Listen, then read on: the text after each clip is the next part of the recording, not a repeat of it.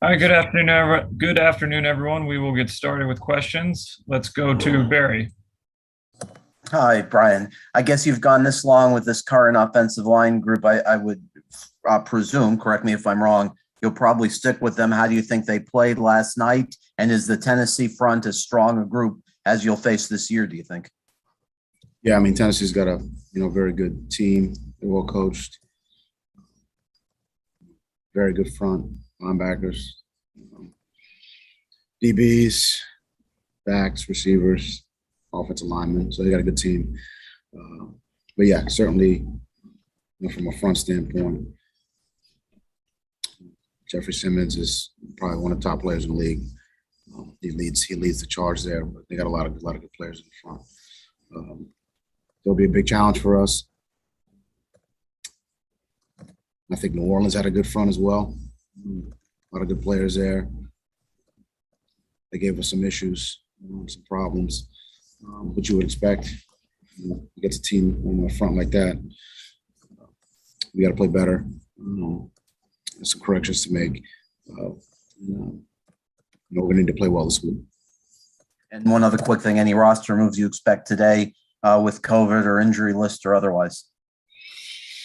We're going through the injury situation. Still kind of running some tests on a couple guys. Tommy Lee is the one. Still kind of running some tests on him. On the COVID front, like really any medical situation, I don't get into guys' medical situations. So leave it with that. David? Hey, Coach. I wanted to ask you about turning the page quickly here after a Monday night win and what's a slightly shorter week. And also as the Titans have had extra days to prepare coming off a Thursday night game. Oh, yeah, it's a quick turnaround. So a quick watch of the game last night. Had probably, probably a lot of our guys had taken a look at Tennessee and gotten a little bit of a head start. But definitely a quick turnaround. A lot of work to do to, get a game plan to put together, offensively, defensively, and in the kicking game. Getting to know their roster, getting to know their players, their coaches. It's a very good team. And I also wanted to ask you about A.J. Brown. Without revealing too much, obviously, is he a guy that demands a greater variety of looks and coverage than what you might normally allow X or Byron to handle one-on-one? Yeah, I mean, he's, one of the top receivers in the league. I think Tannehill's doing a great job of getting him the football. They're scheming things up to get it to him, which as they should, give him his talent level. He's someone we got to pay attention to. But they've got other receivers, backs, tight ends, and Tannehill's certainly getting him the ball, doing a good job of leading that offense. Travis? Hey, good afternoon, Coach. From week 9 to the present, you guys have the highest sack rate when rushing 4 or fewer rushers. I wanted to ask you how you've been able to generate pressure without blitzing and the importance of doing so. I think, Josh and our defensive staff have done a nice job of putting together game plans, putting our guys in a good position. I think you really can't rush unless you stop the run. So I think we're doing a good job on early downs, trying to get that done. I think, opportunities to pressure. There's a lot that's involved there. I think people will just think you put your hand in the dirt and rush the passer, but oftentimes there's score dictates it, situation dictates it. If they're running the ball, then you can't. There is no pass rush.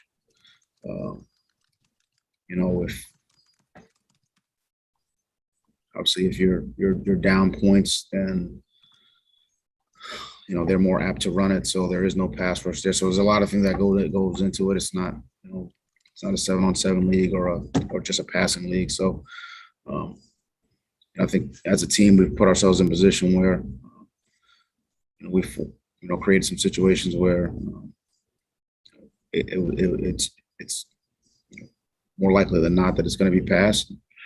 I think our guys kind of know and understand that, and have, they work well together to try to beat protections and win on rushes. So credit to the players, obviously, number one there. Cam? Good afternoon, Flo. I believe when you first came here, you may have had maybe like a month or two crossover with Ryan here before you guys made a move. I'm curious how you see maybe his game, Tannehill I'm speaking to, his game evolve after he left here now, running that offense in Tennessee. I mean, he's a very good player. Good arm, mobile, good command of the offense, make checks at the line of scrimmage. He's a very good player. Joe? Flo, following up on Tannehill, I remember in 2019, you and Chris talked about getting together to discuss whether or not to move forward with Ryan or move on.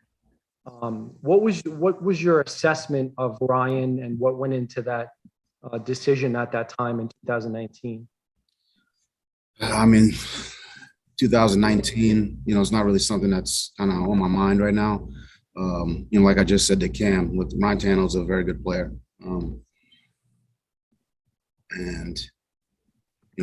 He's on the Tennessee Titans. We're going to see him this week. This is a major challenge for us. So look, he can run, he can throw. He's had a lot of success, with them. Really, I'm kind of focused on the guys that were on our team. This is gonna be a big challenge. So I mean, those conversations from 19, kind of really far from my mind right now. Braves and his staff and his team. This is a tough physical group. Really on all three sides. And Ryan's part of that. I think his demeanor, his temperament, the way he goes about things, his toughness. I mean, I think that shows on their offense. And I think that kind of permeates throughout their team. He's shown leadership, and this is going to be a tough challenge for us. I could ask a more general follow in terms of your opinion about what's most important at the quarterback position.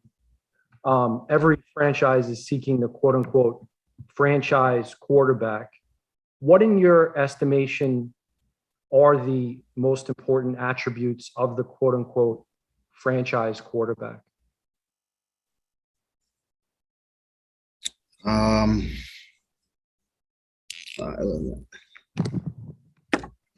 guess, again, another answer for such things that are far from my mind. I mean, I'm really on the Titans, but toughness, competitiveness, intelligence, leadership. These are kind of like draft questions, but leadership, accuracy, taking care of the football. So, that's kind of what I think every team's looking for. I think that's what every team's looking for.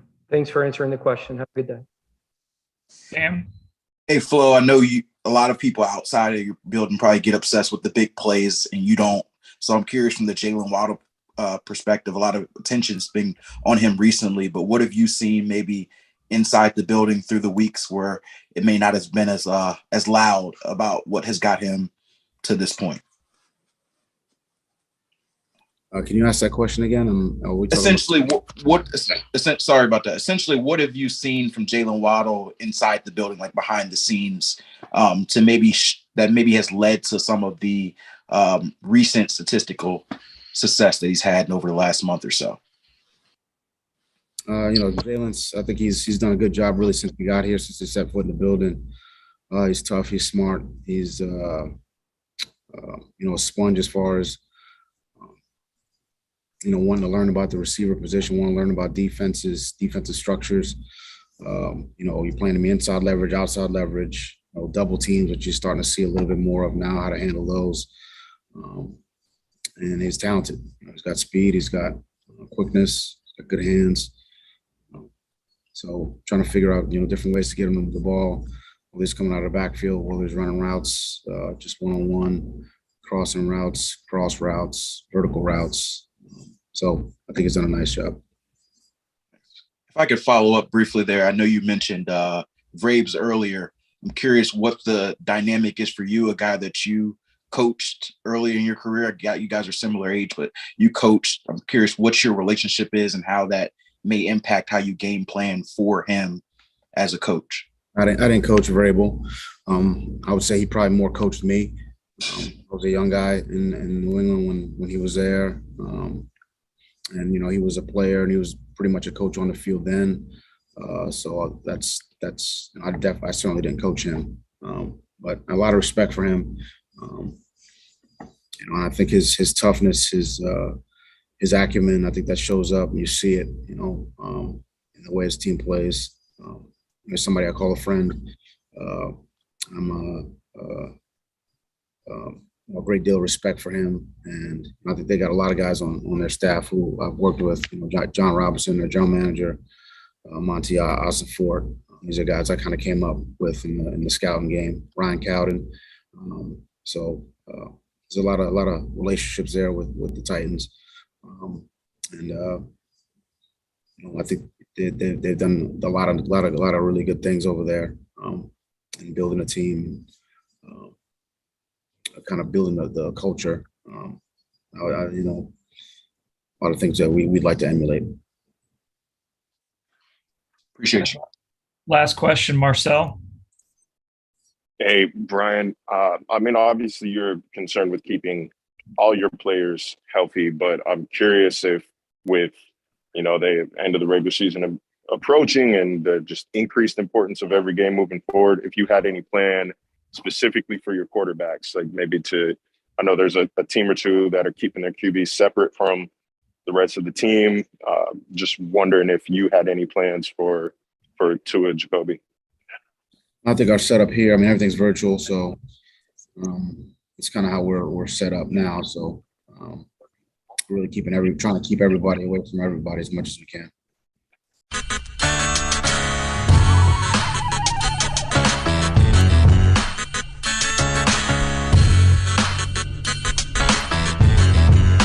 This is the Big O Show. This is the Big O Show.